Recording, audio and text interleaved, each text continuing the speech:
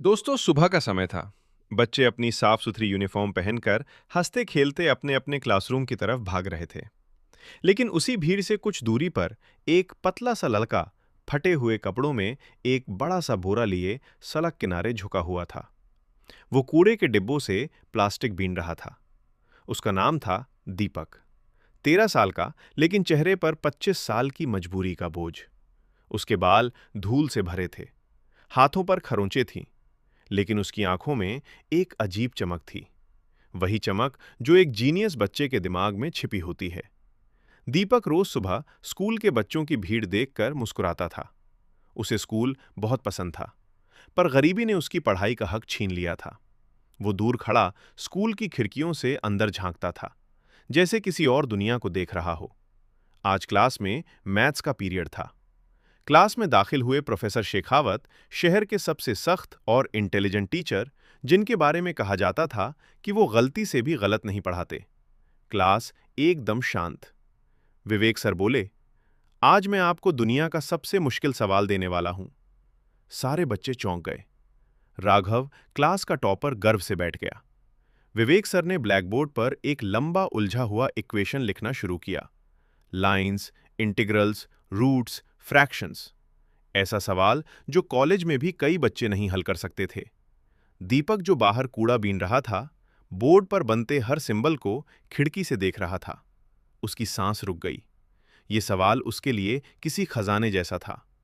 विवेक sir बोले, जो इसे हल करेगा उसका नाम स्कूल के इतिहास में सुनहरे अक्षरों में लिखा जाएगा।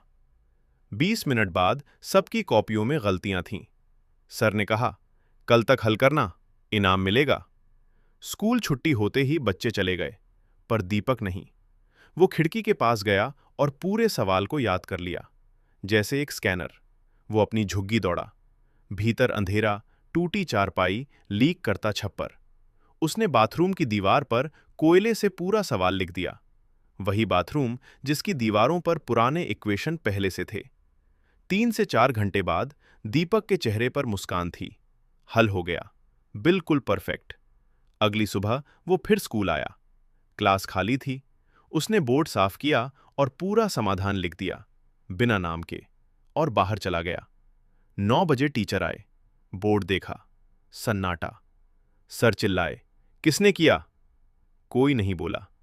अगले दिन उन्होंने और भी कठिन सवाल दिया, वो सवाल जिसे हल करने में उन्हें खुद 10 साल लगे थे।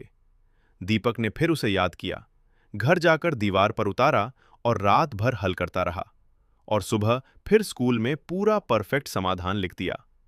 इस बार टीचर ने उसे पकड़ लिया। दीपक डर से भाग गया। टीचर झुग्गियों तक पहुंचे। पूछते पूछते दीपक का घर मिला। दीवारें भरी थीं, कैलकुलेशन गलत। तुमने वो किया है जो मैं भी नहीं कर सकता। दीपक बोला, पढ़ना अच्छा लगता है सर, पर स्कूल मेरी पहुंच में नहीं।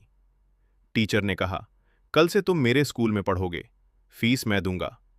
दीपक की आंखें भर आईं, लेकिन बोला, सर, मैं कूड़ा बीनता हूं, लोग हंसेंगे।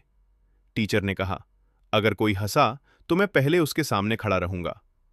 2 आदमियों ने टीचर को ताना मारा, ये बच्चा पढ़ने लायक नहीं।